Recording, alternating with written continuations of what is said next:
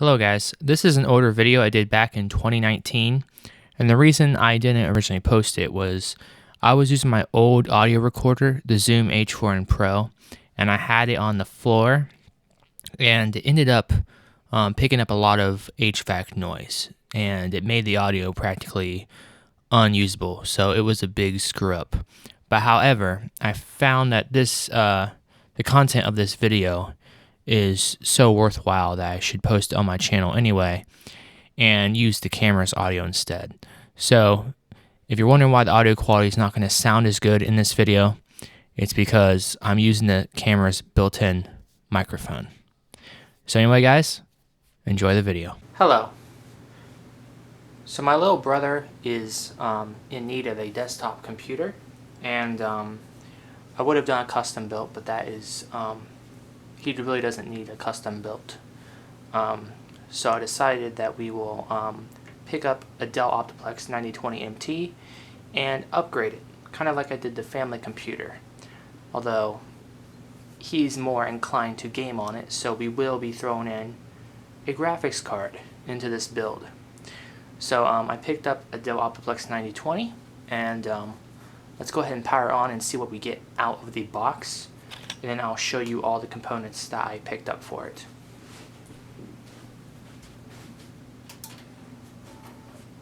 So we turn it on,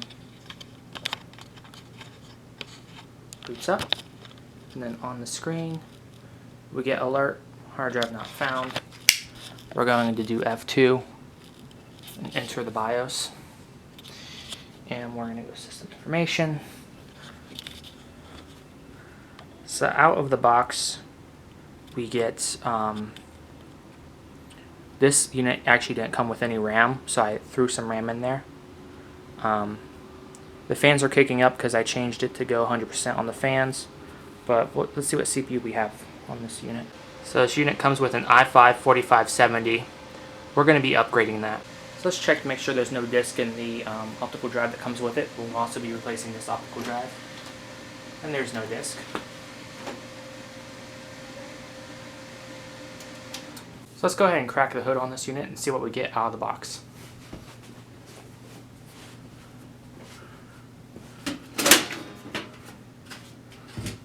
So out of the box, we get a hard drive, 3 1/4 hard drive cabinet that we will be putting our adapter in there. They give us an optical drive, which we will be replacing. You have the proprietary standard connectors that go into the main motherboard. We'll be yanking that out. You have the OEM crappy power supply. We will be replacing that. And this is just RAM I threw in there, but this unit didn't come with RAM, which is fine because we will be throwing in 32 gig of crucial RAM. So let's go ahead and gut this unit and get it ready for upgrade time. So the first thing I'm going to do, so I took the hard drive caddy out and I'm going to set it aside to prepare it for the hard drive installation. So the next thing I'm going to do is take off this front bezel. Just clips out. It should just clip out. So there's that. Front bezel removed. And then we're going to push this down. Well, let's disconnect our optical drive first. Push this down. Take this old optical drive out. Now you're going to need to keep a hold of these washer screws. Looks like we're missing one, but oh well. Because you're going to need this to put on the new optical drive, which we're going to be putting in a Lighton iHas 124-14. This drive is a model DH-16 AES. So we're going to replace that as well with a better quality optical drive. We're going to go ahead and get rid of this this side of connector here. We have our own mono-pro set of cables that are coming. We're going to get rid of this proprietary power connector. We're going to be putting a new power supply in. We're going to get rid of this sided connector. And then we're going to take out this RAM that I threw in here. We won't need it.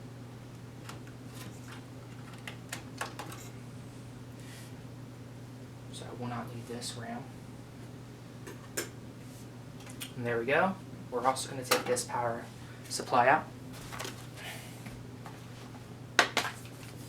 So I'll go ahead and disconnect the main connector from the motherboard, and I'll disconnect the CPU power connector.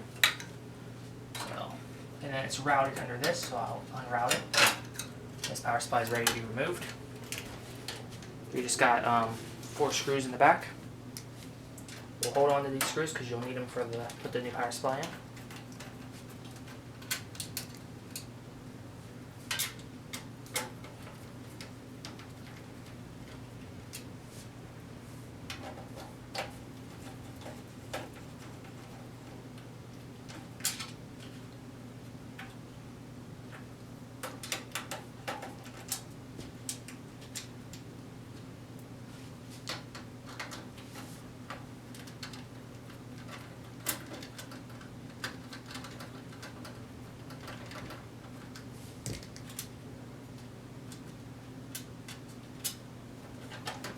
Should just slide out of here. Okay, so this has a retention clip that you have to press in the back.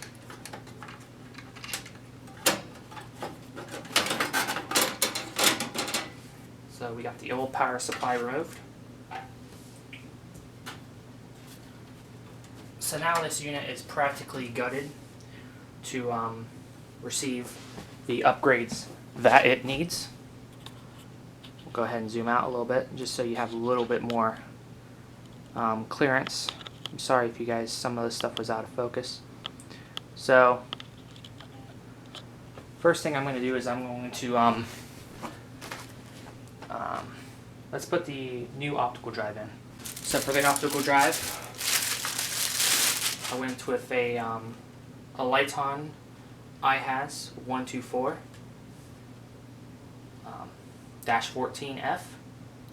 This was manufactured February 2019. So there we go. This is the new optical drive. This is a better one. What we need to do is we need to take these washers off the old one and put on the new one. So we'll take these washers off and put it on the new one.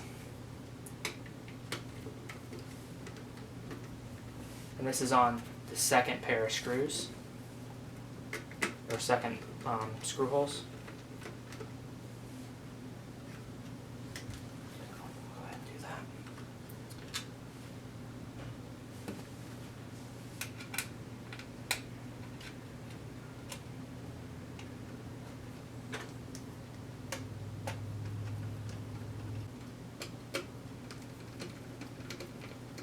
This is a better quality drive. This is one of the best drives for DAE, digital audio extraction. So we'll go ahead and slide this in. These can always be tricky. There we go. Just clicks right into place. So we got the new optical drive installed. Okay, so the next thing I'm going to do is I'm going to install the SSD into the hard drive caddy and install it into the computer. For the SSD, we're going with a Samsung 860 Pro 1 terabyte. This is one of the best SATA-based drives you can get.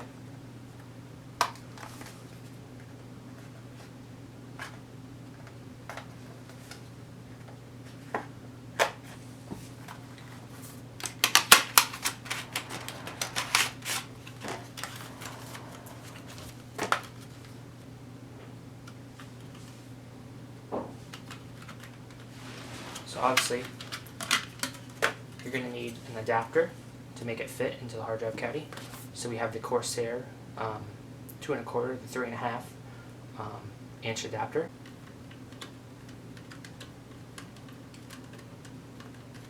And SSDs, they don't have to be really secure because these are solid state drives. No moving parts. You're not going to have an issue with them. This is more just a hold it in place type of deal. Keep things looking good. I just lost a screw. Good for me.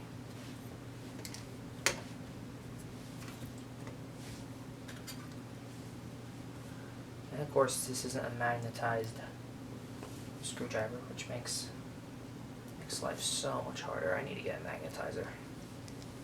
It's ridiculous.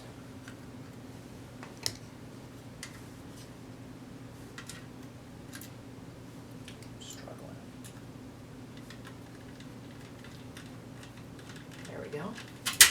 Oops. So it's so fucking tiny, it's hard to keep the bit even on it. I'm not going to tighten them really tight or anything because they don't need to be.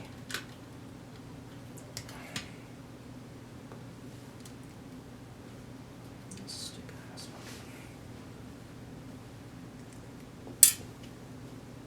struggle. The struggle was real here, folks.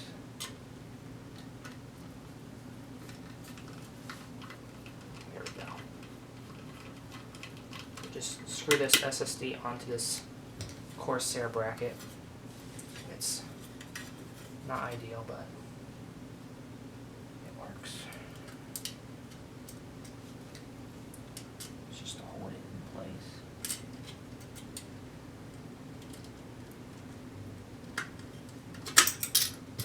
Lost the screw again. Damn.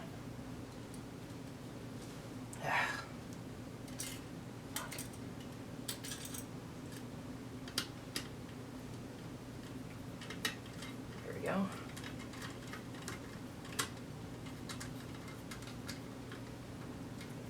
So the SSD is now secured onto the bracket. You see the actual connectors are flush with the enclosure. That's what you want. So now to install this, these go in upside down like this. So it depends on what way you want the connector to be. So I believe it will go in kind of like this, or you can put it in like that. That's if you want the connector to sit down. Usually you want the connector to be up, so it's going to have to go kind of like this. And you just expand this, and it just pressure fits on there. These Dell brackets are kind of... It's hard to caddies. Bitch. You don't want to do it too far because you don't want to break the plastic because that would be really bad. You want to get it in there like that, and this will go in hopefully upside down like that. You don't want these pins like falling out and like shorting out your motherboard, so. One that's still acting up a little bit, but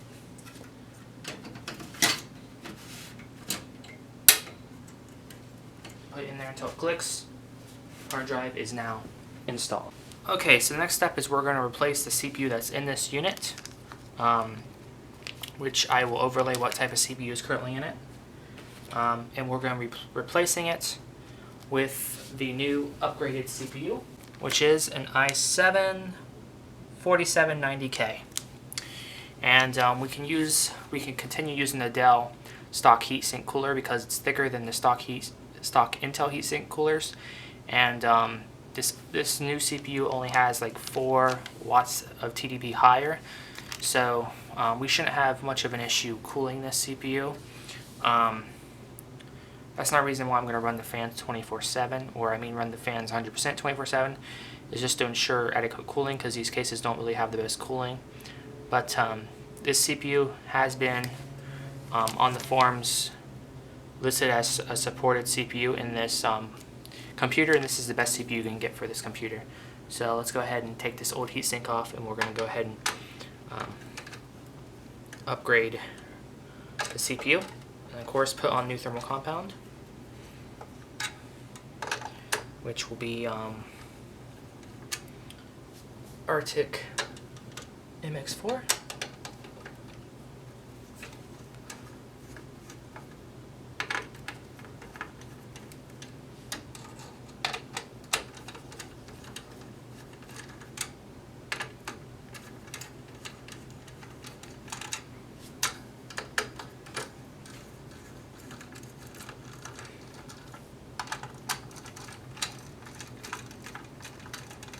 And then we'll go also ahead and disconnect this heatsink, or the fan. So we'll lift this up, and ooh, yeah, that's a really nasty, ooh, that is nasty. Look at that. That is disgusting. So they really overdid it on the thermal compound. Like, it almost is going into the socket. Ooh. I might just take that CPU out. Ooh, that is bad. So we're witnessing some of the worst thermal compound I've seen on a computer. So wow, that is really bad. So I'm going to get some 91% isopropyl alcohol.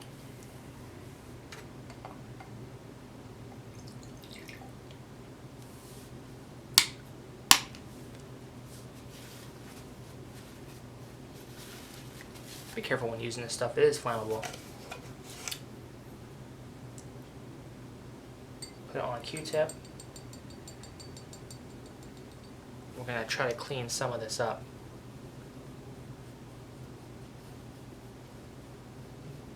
Well, at least it's coming right off, but still. Whoever applied this thermal compound, ooh, shame on them, dude. Wow. It's even on the locking mechanism. Now try my best not to get this into the socket, but man, it is really fucking close to being in the socket. That is a shame, dude. Damn. I don't know if Dell did this or somebody applied new thermal compound or what. Ooh. That is bad.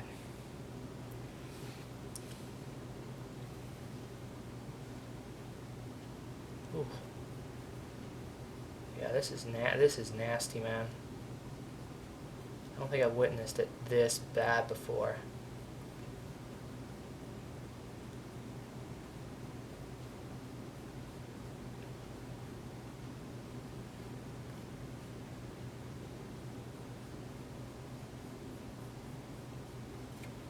My goodness.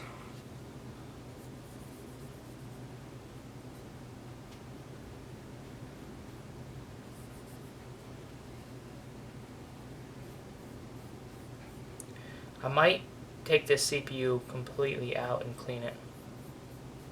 It's coming out anyway, but I mean, I might not be able to fully clean it inside the socket. So let's go ahead and release this mechanism here. Oh my god, dude, this is awful. Oh my. Yeah, that almost went into the socket there. Oh my lord. Oh my god. I don't know how well you can see it on the camera.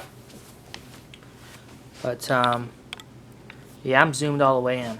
So let me go ahead and take you off the camera here.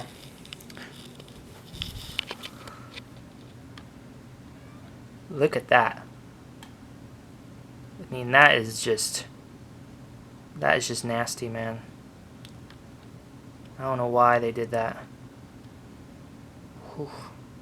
So I'm gonna try my best to get that off there as best as I can, but this is not looking good, people. Okay, so whoever did this, they need to be fired.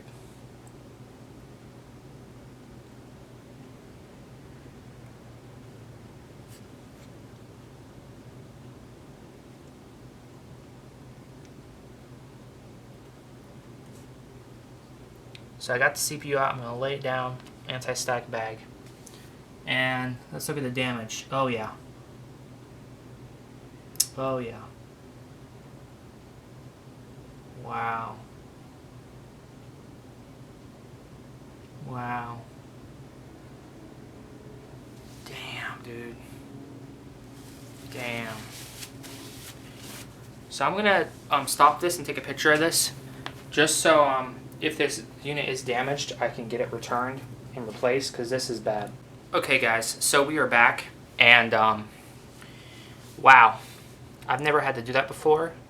That was just ridiculous, and I did took high quality pictures with my camera of the incident. There is even thermal compound all up along the side of this locking latch, and looking at the pictures, I will overlay them as well for you guys to see. but in the corner, the thermal compound was pure liquefied. I've never seen thermal compound like that before. And luckily it doesn't look like any of the traces got any thermal compound, but it was so fucking close.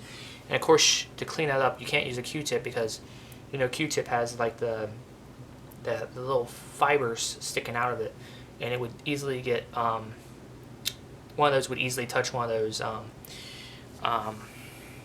contacts and would easily, you know, bend it or pull the contact, and you basically fuck the socket. So I had to go in there with a Q-tip and all the way in the corner and try to just dab some of that out and be very, very fucking careful. I had to fucking Frankenstein it. The traces look okay, but this is scary. This is terrifying. I've never seen it that bad before, and trust me, it was bad. The thermal compound on this was bad, really bad. Somebody put way too much on there, and it almost went into the socket. I mean, it did go in the socket, but it didn't go into the traces. But it was pretty fucking close. So I'm going to put on the new CPU now, because you're not supposed to keep these sockets exposed for very long. Got dust and stuff flying around. So we're going to put the new CPU in and pray to God that this machine works and that it works for a long time. I will be having this thing bench marking overnight. So we got the new CPU. We're going to put it in. We got the i7-4790K. And I'll try not to like wiggle it as much because I don't want to damage this CPU with thermal compound. Put that CPU's in there. There we go. And now the CPU's in there, I can clean up that edge again with a Q-tip again, being very, very cautious before I put the thing back on. But it's terrifying. And I have the other CPU sitting on anti-stack bag, and I will clean it up more thoroughly. It's an i7-4570 from Costa Rica. And then the i7-4790K is from Malaysia. But yeah, it's bad. So I'm gonna go ahead and clean up a little bit more, and then we'll come back when we install the heatsink. Okay, so we're back again. Got the heatsink cleaned up. Got the other CPU sort of cleaned up. On the bottom of that other CPU, thermal compound was on the bottom of some of the contacts, and that is going to be a bitch to clean up properly. Managed to do a little bit of isopropyl alcohol on the bottom, being very meticulous and careful. Just sigh. Hopefully this works. I cleaned up the corner as good as I could before I put this i7 in here. I don't want to damage my i7. I think it will be alright. I think I did a good enough job. I cleaned the latch really good before putting the i7 in there. So let's hope it works. Let's hope everything turned out good. Of course, when I apply thermal compound, I'll apply it correctly. Just go ahead and get this CPU installed here.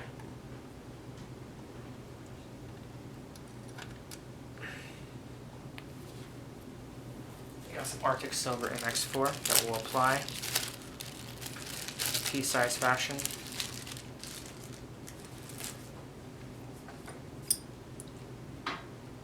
Now when you apply this stuff, you don't want to apply too much of it, or you'll have the issue you had last time. You apply too much, you're going to actually generate more heat, plus the compound can seep into the socket and damage the socket, which we don't want. Just a pea-sized amount, like that. Take it, suck it back in, lift it up. There we go. Put the cap back on my MX4.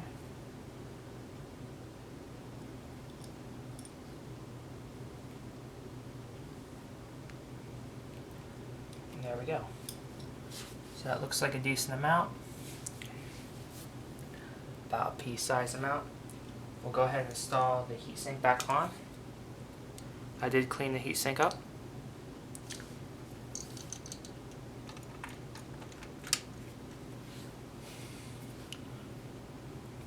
God this works, right?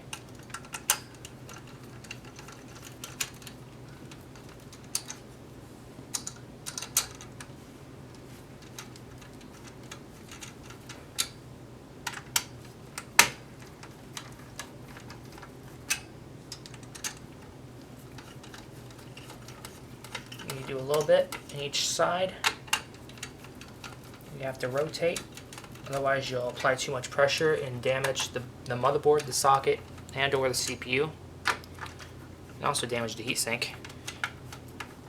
But you gotta know what you're doing when you build computers. You gotta know what the hell you're doing. It's not just a matter of just screwing shit in. It's a matter of screwing it in the right order, the right torque, the right amount, everything. Do it wrong, you're gonna have problems.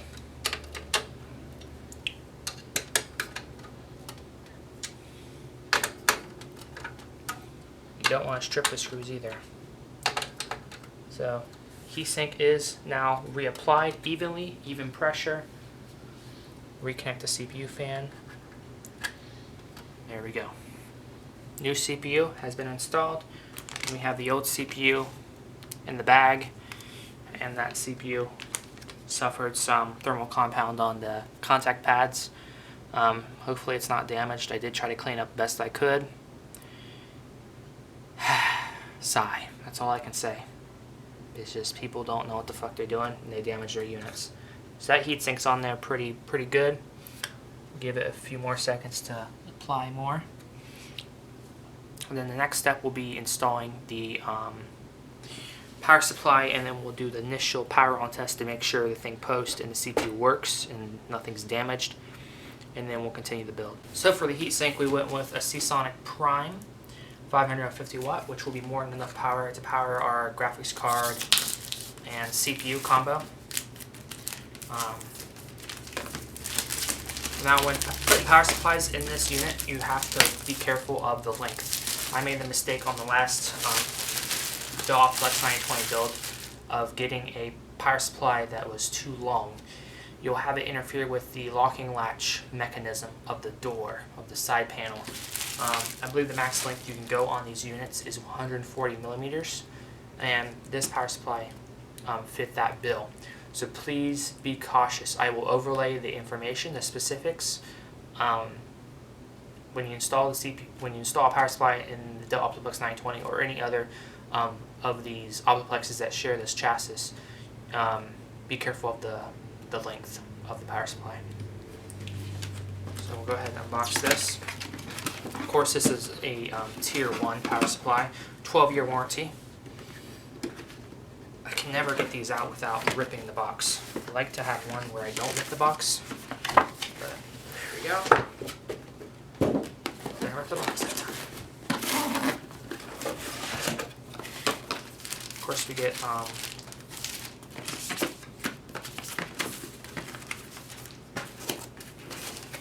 of course, you also, if you're going to replace the power supply or upgrade the power supply in this unit, you have to get the appropriate adapter from DIY Mod, because this motherboard has a proprietary 8-pin connector, not the standard motherboard 24-pin connector. You can pick these adapters up for, like, I believe $14, and they take about a week to ship from China.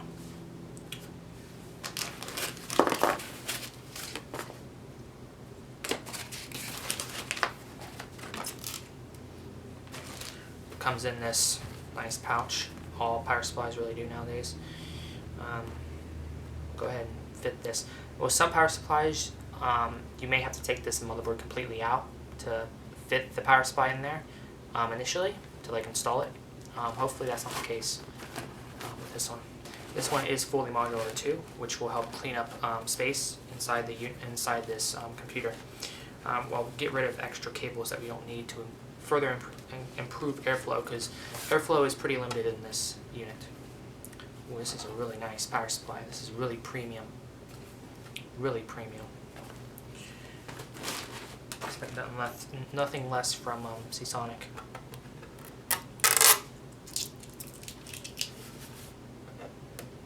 Even though this doesn't doesn't matter because it'll be. Okay, so let's go ahead and install this into the case. So let's see if we can install this without having any issue.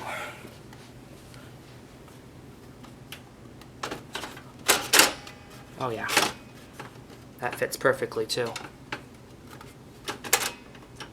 And see that little retention clip, which you probably can't see on camera, does hold that power supply in there. Nice. And I'll use the screws that came with the case to screw it back in. I know they're not black, but hey, they came with the case, so I'm gonna go ahead and screw that in. And that won't be on camera, sorry. So the new power supply has been installed. It fits in there perfectly. Plenty of room to spare. Awesome. So the next thing we'll need to do is we'll need to install the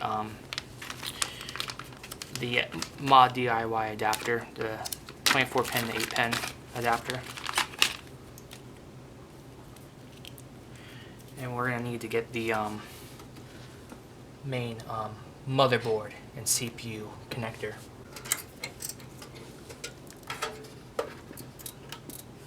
See, I don't know why they made this part modularized.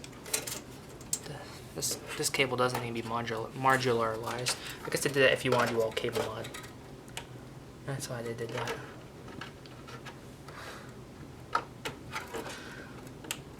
Well, if you want to go all cable mod, we made the option available to get all custom cables.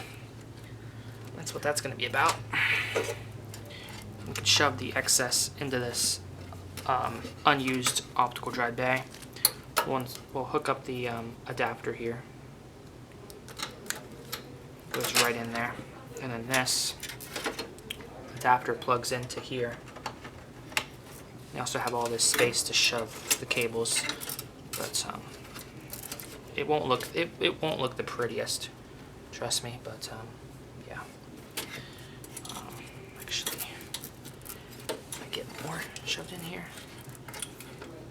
I like to put them under this tab unit. There we go. Kind of like that. Kind of get it out of the way. And of course I will be doing some zip dyeing later and cleaning all this stuff up because it's kind of nasty looking, but it'll work for now. So there. That's been installed. Now we need the CPU connector. Just a single 8 pin.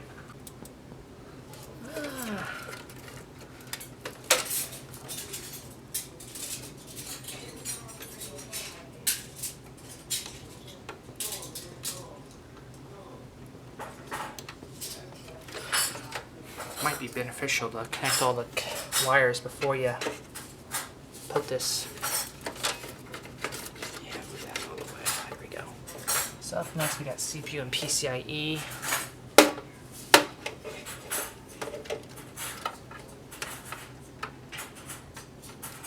There we go.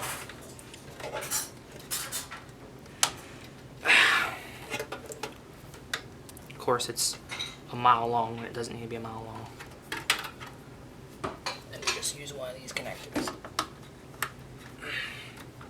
There we go. Like I said, the cable management will be coming later. My main thing is, does it power on? Does it work? You know, that's my main thing. It's not going to look pretty at first. So there we go. Power supply has been installed. Of course, we still have to get the SATA connectors, SATA power. But yeah. So this probably is something you'd want to have cable modded, but that will be for a later time. So I'm going to throw that stick of RAM back in here, and we're going to power this on and see if this unit still works.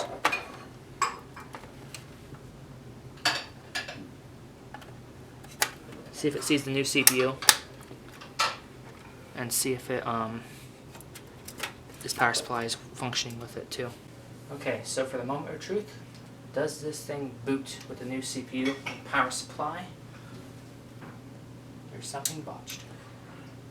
Oh, that's normal. So whenever you change components like that, it'll kick on and off. That's normal. Let's go ahead and kick it on. So it does power on. And success.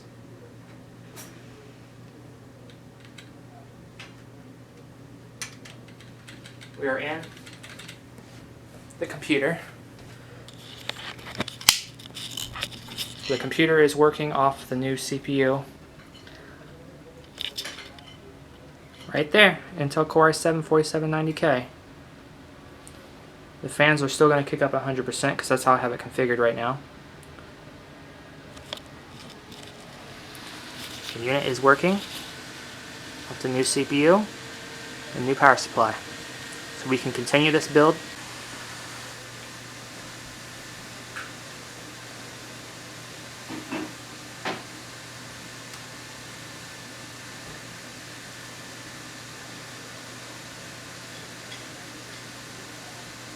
So I'm going to clean up and let this thing run like this for about 5 to 10 minutes just to work that thermal compound in, and then we'll continue with the next components. Okay, so next thing we're going to do is I did let this run. It runs with the new i7-4790K and the new power supply. So am I stressing out over the thermal compound? It was a problem, but no damage was caused. So the thing is working. We're going to go ahead and next step is we are going to do the SATA data and power for both the optical drive and SSD, and then we'll upgrade the RAM, and then the next step will be change out the CMOS battery.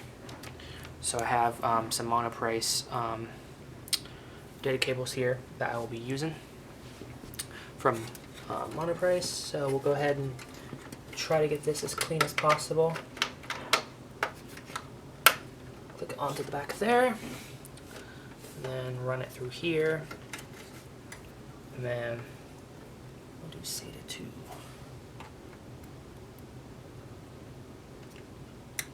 There's that. Of course, we'll also do some cleaning up with the cable management as well.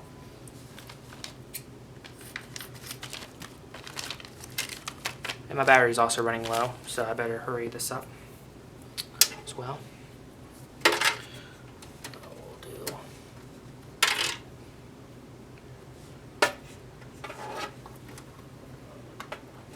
and this is the SATA 6 gigabit connector down here, the blue one.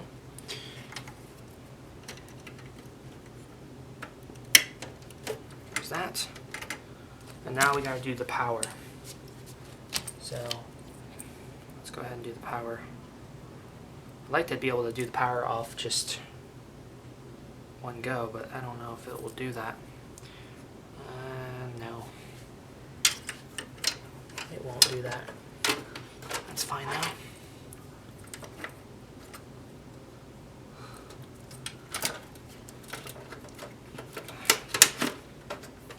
We can also probably reconnect the front panel connector too. Like I said, that is the con of these units, pre-built units, is you have to finesse your way around stuff. You don't have much room to work with stuff.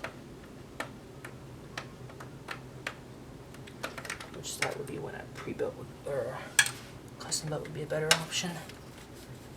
Fuck.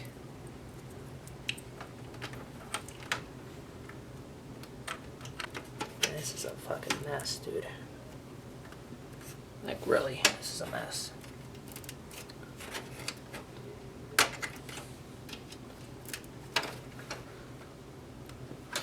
Sometimes it might even help to take the drive out and run the cable through and connect it externally and then push the drive back in. That might be what I do. Just because I'm having such a hard time with it.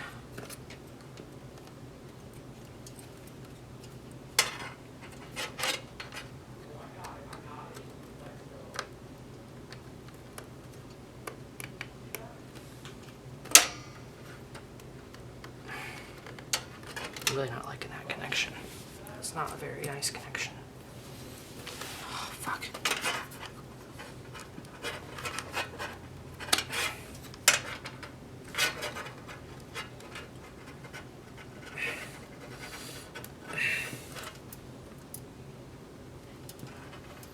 Piece of shit.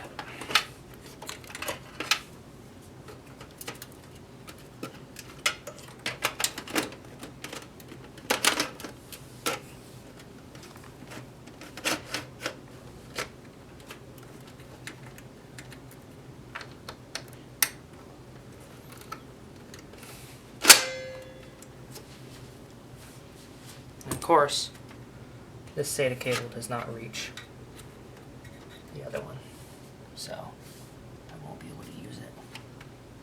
Unfortunately, that sucks. That's just what it is, though. Actually, yeah, too short. Won't reach. Let's have to grab another one and run to it. Which I don't like. Sucks.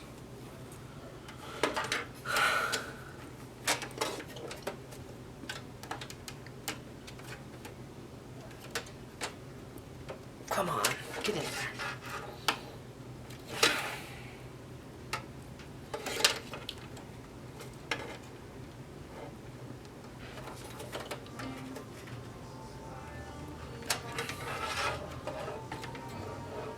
What a shitty fucking connector, man.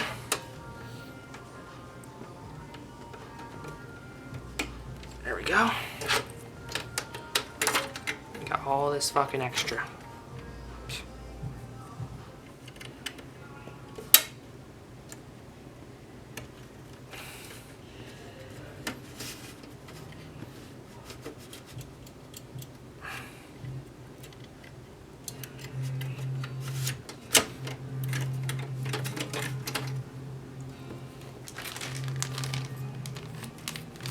Go ahead and zip tie some of this stuff up. Now I'm gonna let the thing put the RAM in. We'll let the whatchamacallit charge.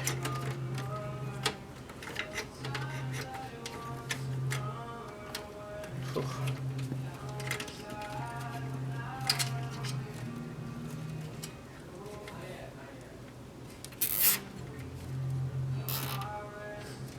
Oh, get caught.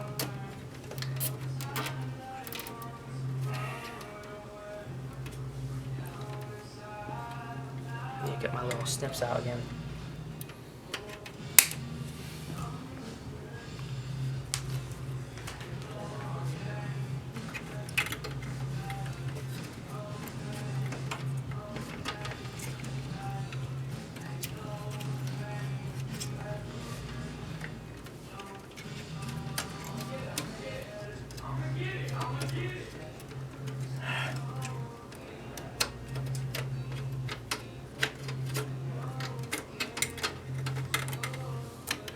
All this fucking bulk. Jeez.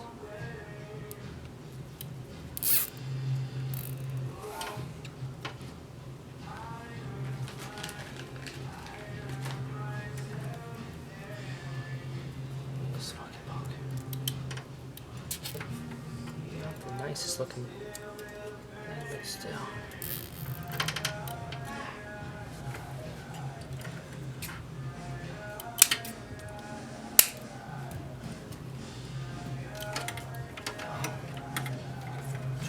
Some of this shit up.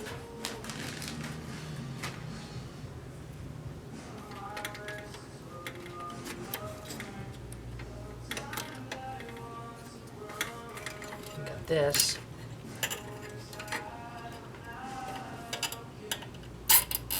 Let's see if I can like finesse it through there or something.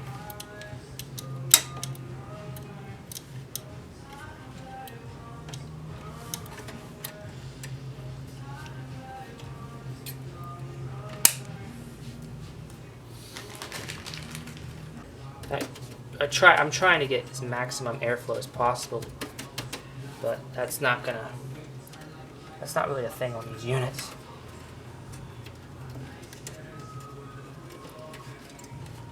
So there we go. Because you want this to be free so it can suck in some air there. These cables are still going to be an issue, but oh well.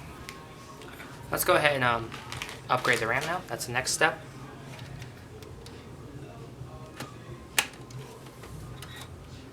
Hopefully I still have power, and I do. I know I'm running on fumes here. So we got 32 gig of DDR3, 1600 megahertz. It's actually DDR3L, like the low voltage ones. It shouldn't matter though.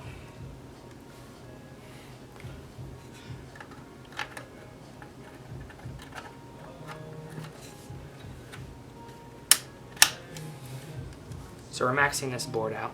You know me, I max boards out. That's just what Victor does.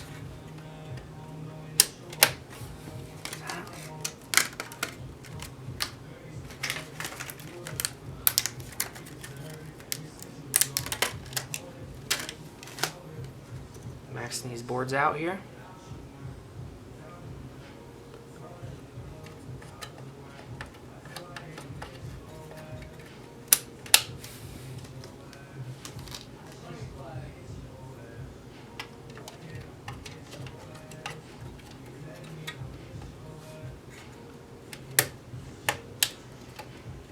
There we go. 32 gig of RAM has been installed.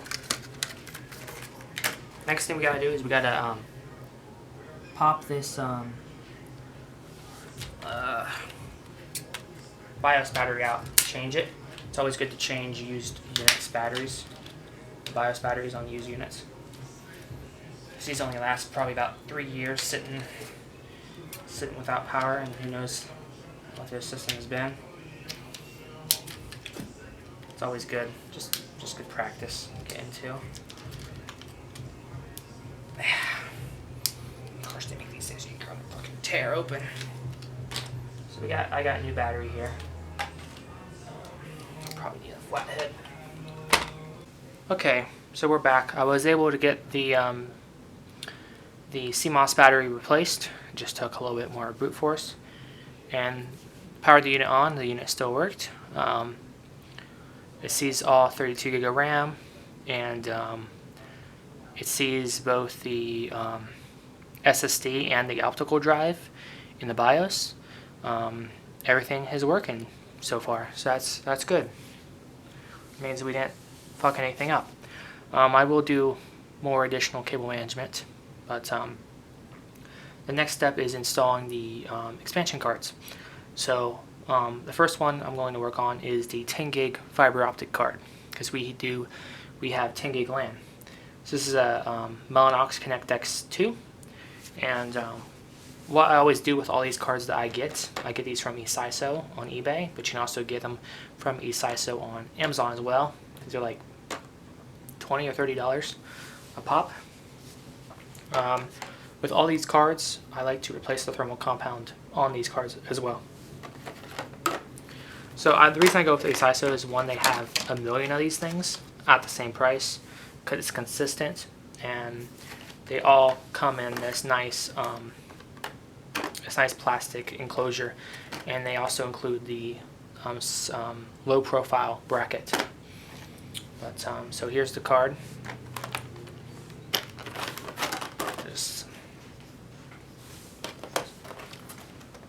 So to replace the thermal compound on these, it just has these pressure point things on the back, and usually you can just squeeze them and it'll come off.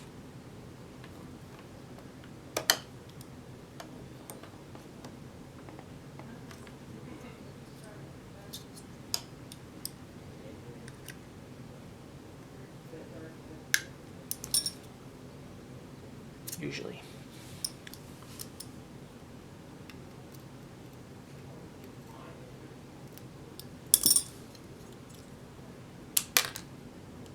Make sure not to lose these things either, because you'll need them. So there we go. And you can see the old thermal compound We'll apply a new thermal compound here.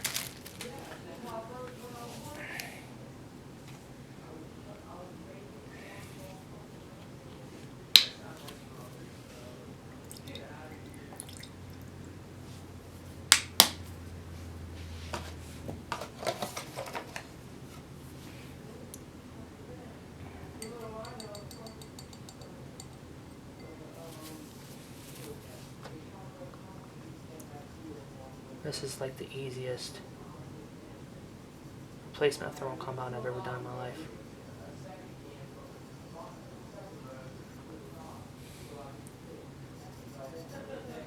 Probably one of the easiest.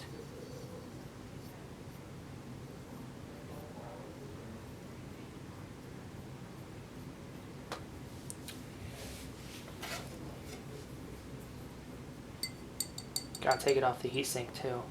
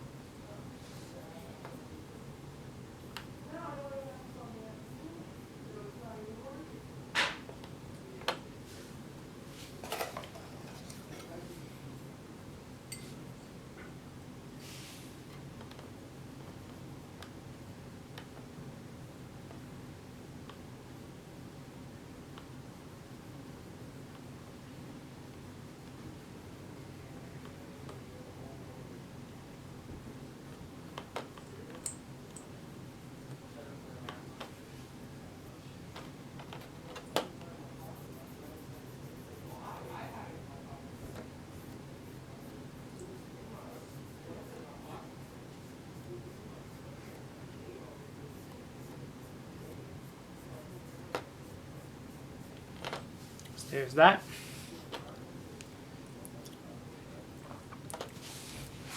We need to apply the new thermal compound, which I use Arctic MX4. You just need a little pee. Not too much on these.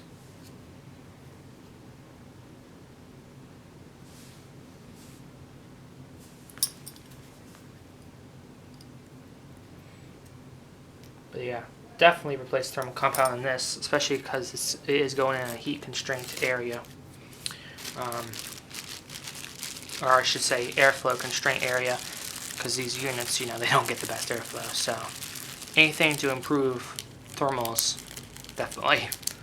So I'm replacing thermal compound on this Mellanox card. And the way it goes on is it just will snap back in. One of the easiest heatsink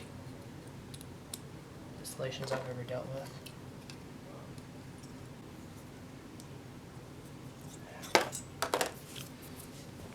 Need something to poke it down.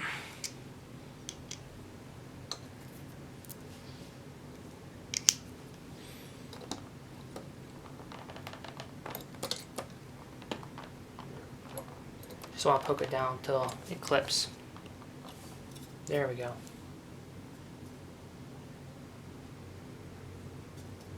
Now just look out, make sure it didn't seep out the sides. It didn't. That was a perfect application, in my opinion. I'm a professional after all, right?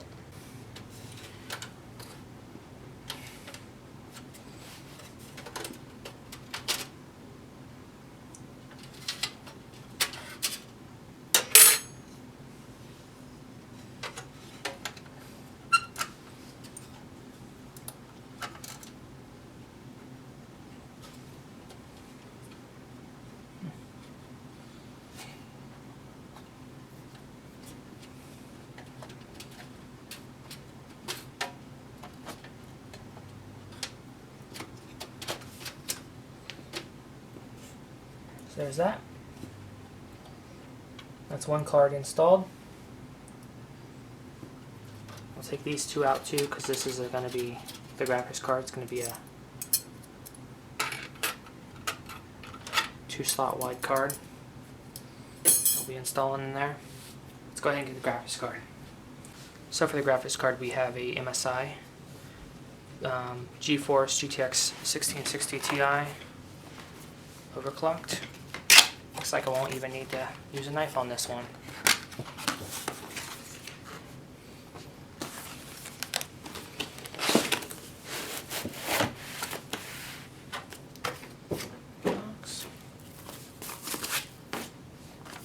And then we'll be registering this for the warranty. Got a quick guide in there, and there's our graphics card, which is that's another thing to be worried about on these systems is the maximum GPU length. I believe it's 8.5 inches. I will overlay the specifics, but this GPU meets the length requirements to be able to fit in this Dell OptiPlex 920MT.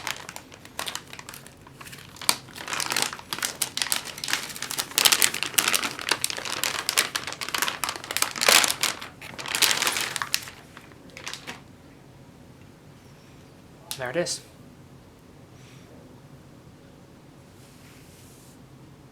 It does require PCIe power, which we have because we upgraded the power supply. Let's go ahead and install this in the system. I don't think there's anything else in the box either. There we go. So we'll need to take off the bottom protector, and then we'll insert it like so. And man, it will be a tight fit, but it will fit. There we go. And she's in. It's a little tight though, but she fits. Kinda. Make sure it's fully seated.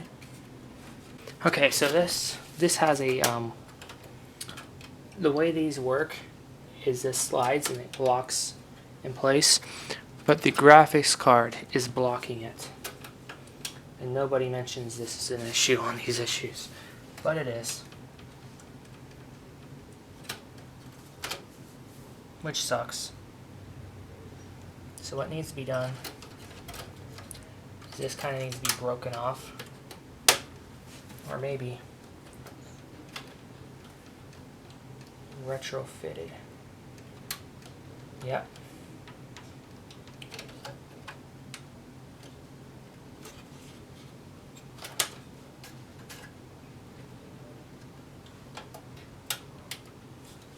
I'm thinking I could take the screws from the power supply and then just break that lever thing off. Not ideal.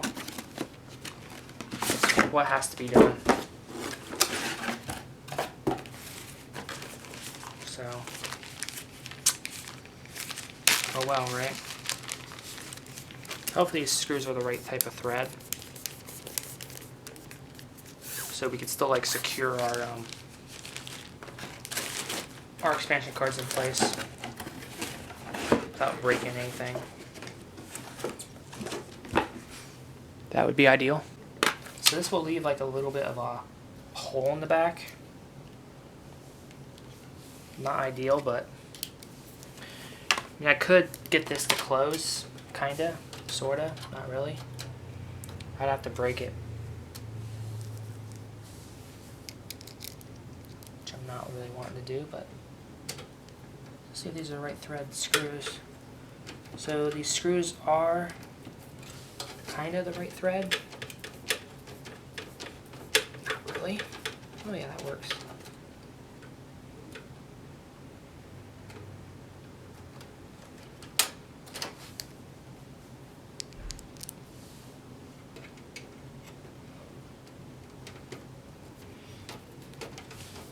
Not ideal, but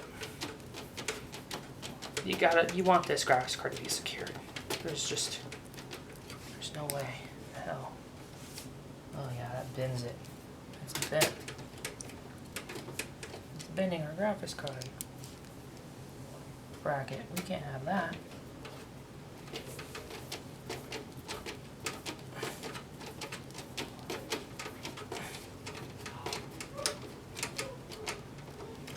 You definitely want to secure this graphics card down. There's no way in hell not that you wouldn't want to. Now this case design is kind of flawed with this expansion card slot cover thing. It's always been a flaw. These models, but oh well, right? So I have graphics cards in there now. This thing won't fully close, but I'm thinking if we break this tab off or something, we could still get it to like look kind of half decent. So I just broke this off. If you ever want to use it again, you could probably get it to snap back on, so I will keep it. And what this does is it does leave a slot in the back open, which I'm not a fan of, but what can you do, right? Not really much you can do about that. It stays on. So I had to hack it a little bit. I got it to look better. Cool. So that took more effort than I wanted, but okay. So the card's in there. The GPU's in there. We gotta apply GPU power. Gotta get the cable for that. So this only takes one connector. Of course, this needs to all be zip tied.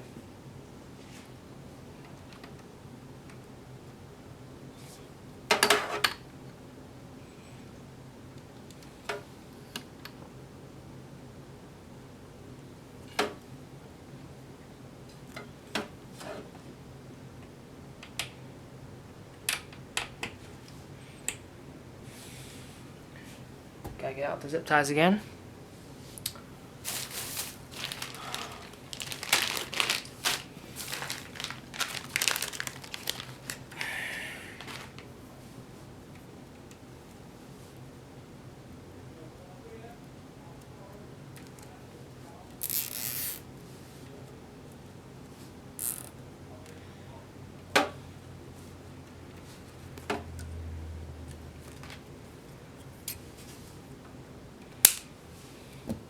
So I was able to screw down all the expansion slots and put like this cover over it.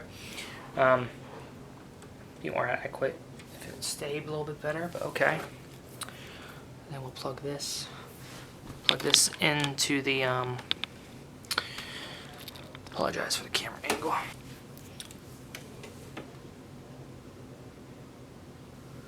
Oh boy, this is not good. So we got peripheral IDE SATA Mellanox. We need our CPU PCIe one.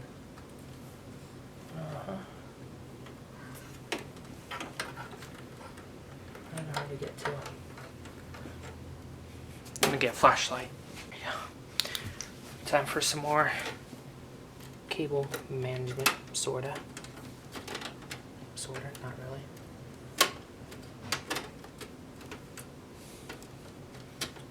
I know it's a mess. Please forgive me.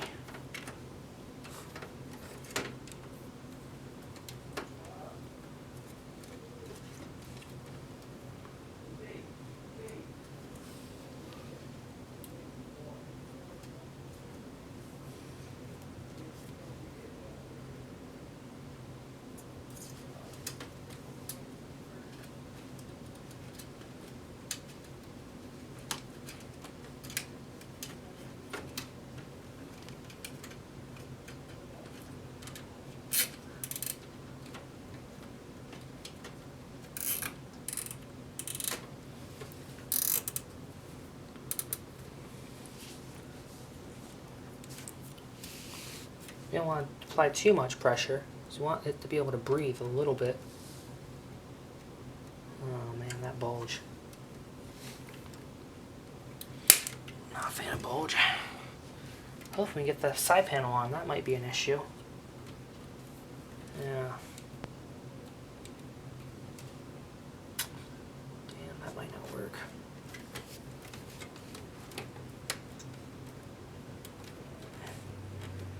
Give it a little bit more slack. Yeah, I don't like that at all.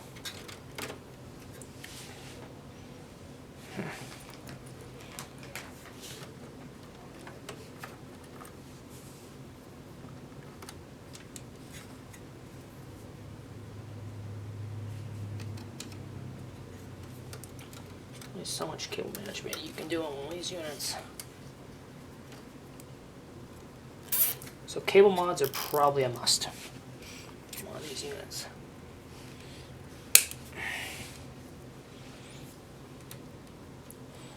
Real question is, can you put a side panel on it?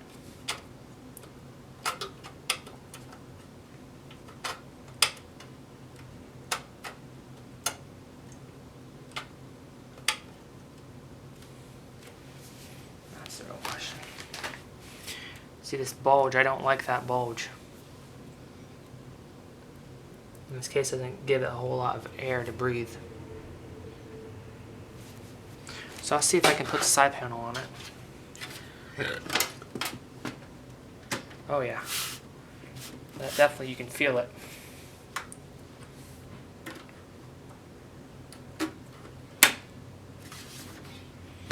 It goes on, but it's a tight fit on that. So we take it back off. You can see it does it, but it's not fully ideal. But it does do it. It's just not fully ideal. But hey, what can you say, right? It is what it is. So now we're gonna power it on again, and we're gonna see if this graphics card works, and the Mellanox card works.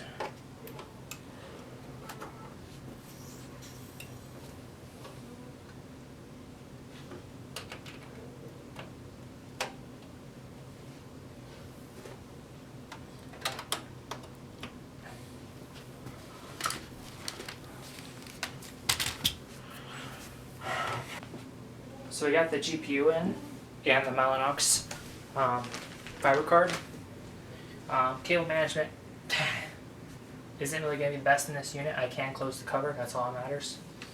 And you still have enough adequate intake. So I hooked up the TV to the graphics card. Let's see if we get output.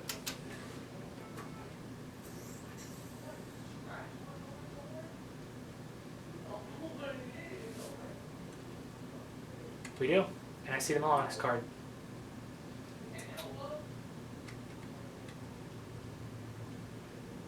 CPU replacement was detected. Some features will be disabled. Press Y to continue. System go through reset to complete CPU change.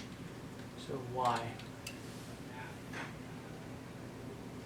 I'm surprised I didn't say that last time.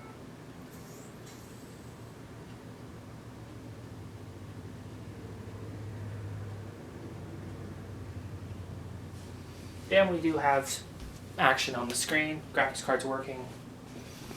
Everything's working.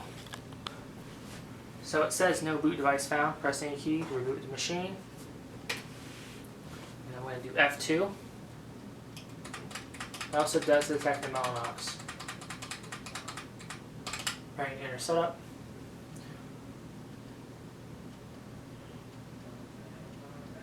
Mellanox connect X. Go over to system information. So we see all 32 gig of RAM. We see slot 1 VGA compatible, slot 4 Ethernet. So if you look at PCI information right here on the screen, sees our graphics card, sees our fiber optic card, and then it sees our processor, our i7-4790K. As far as the SATA, it sees our SSD, Samsung SSD A60 Pro 1TB, and it sees our optical drive, our Laton, which will show up as a TAPI. And it shows video controller is NVIDIA HD graphics, which that is correct. So tab back out of this. Boot sequence. We have diskette drive, which is working. We have the A60 Pro, USB, onboard mic. We also see Mellanox, MNLX Flex Boot. That's showing up fine. No LXC. The timing is the updated system configuration. integrated NIC, serial ports, SATA. This needs to be changed to AHCI.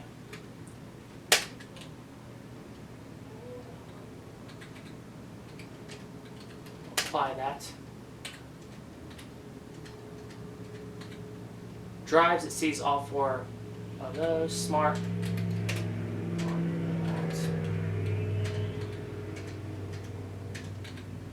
USB, that's all good.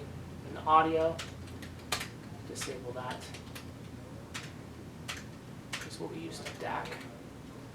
No PCIe, yes. Smart porting drives, HCI serial.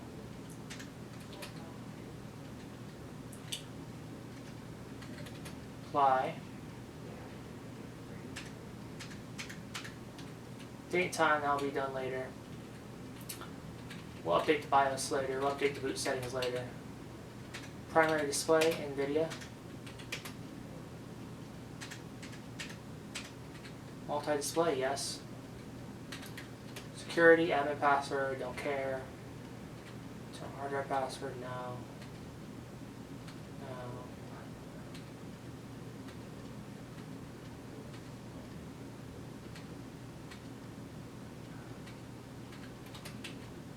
Disabled, no. All speed step C states, turbo boost, hyperthread, rapid storage, power management, AC recovery, power off, auto on time, no, we don't want that. Sleep, fan control override. I might keep this off for now. USB wake support, yes. Wake on LAN, LAN only.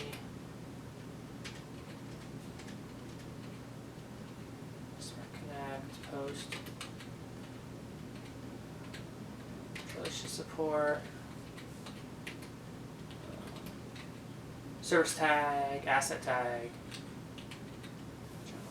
I don't know if I can change that.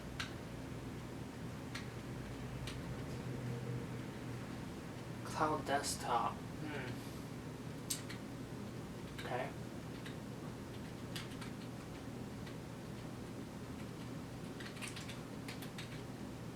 BIOS event, clear log, advanced configurations.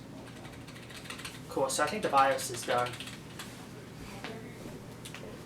I think we're pretty good on the BIOS for now.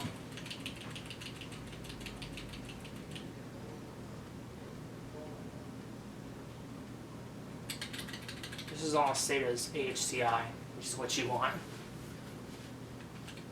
It defaults to RAID for some reason. Not sure why. We'll keep it at legacy for now as well.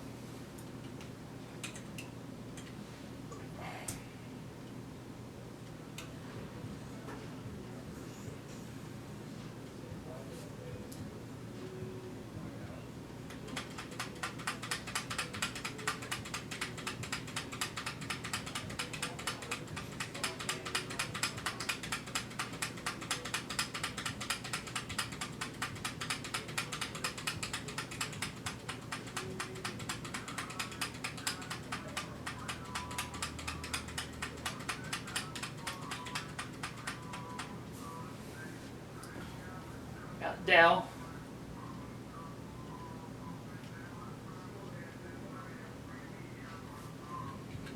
So we'll go back and we'll make sure that stuff's stuck. And it did. HCI.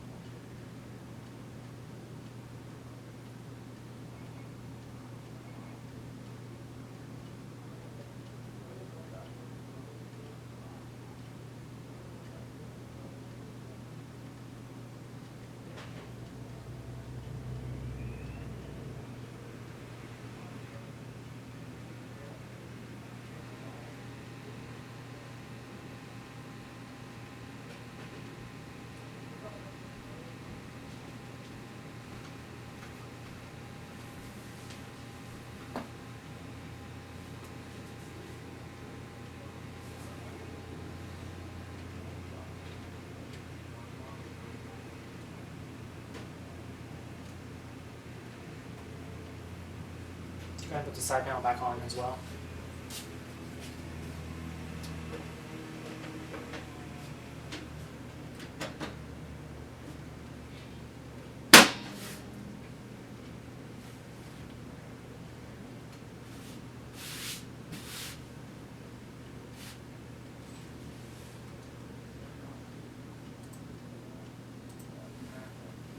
Install now.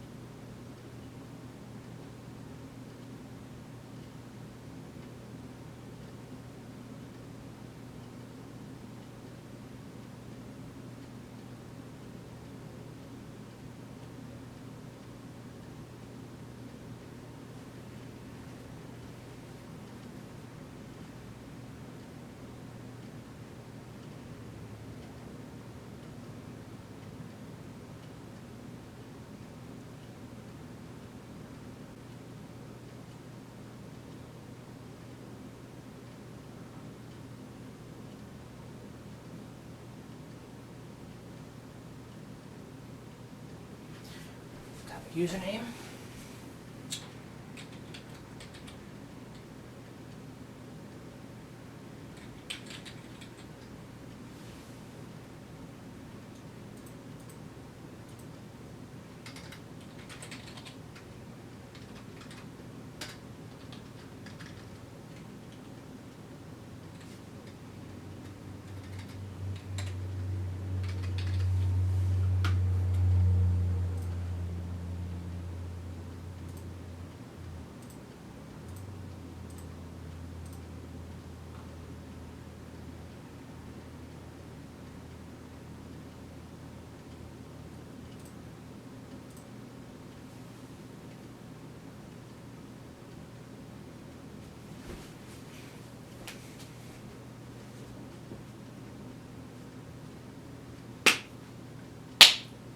There we go.